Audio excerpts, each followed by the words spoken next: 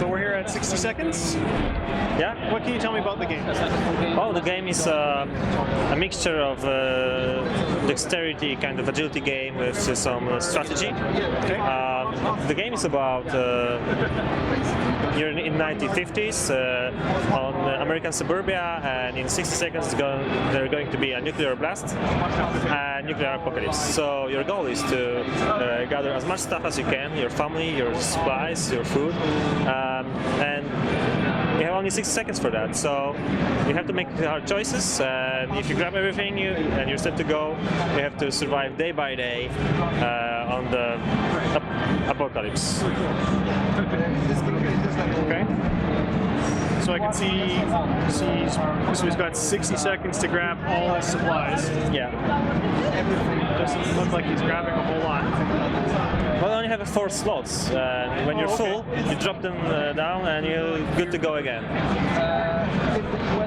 You have not only to consider where the supplies you're after are, but also how much you can carry at one time. So if you kind of make a bad call and go somewhere that's too far, or you can't carry enough things, suddenly you're either too far away from the shelter when the bomb hits, or on the other hand, you end up with no supplies that you wanted. And, that makes the second part of the game, the survival part, much more difficult.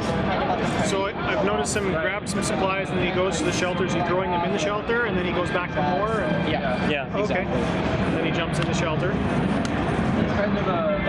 So you also have, apart from the supplies, you also need to grab your family members, rescue your family members. I'm not sure if any family members were rescued right now. Yeah, all right, 2 of them. That's pretty good. Some people think that it's a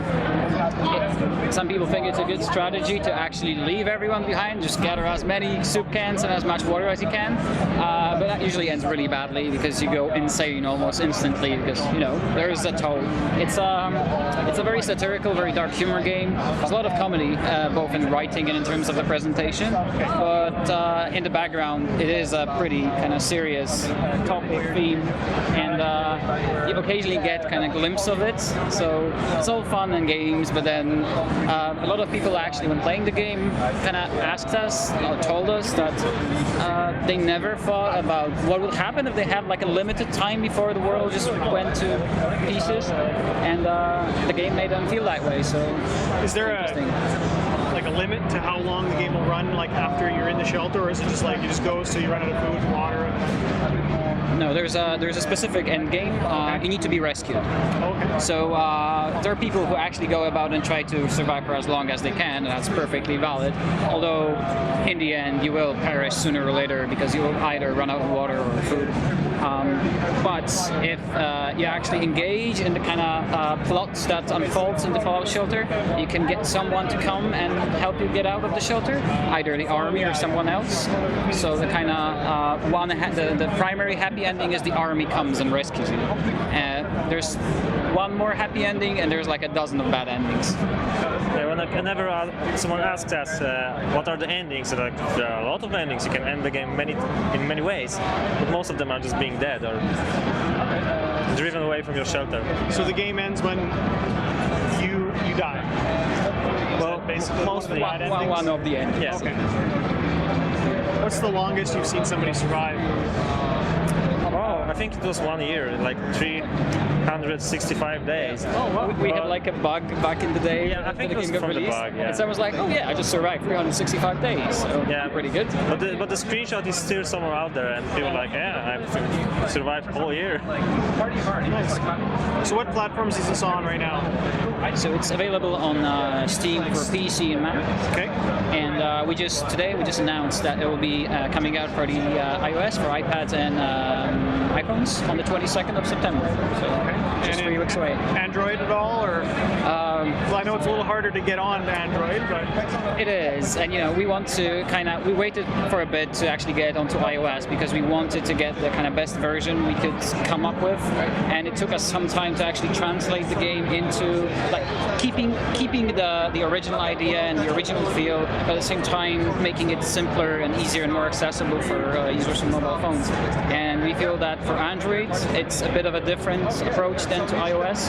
So maybe, but nothing confirmed as of today.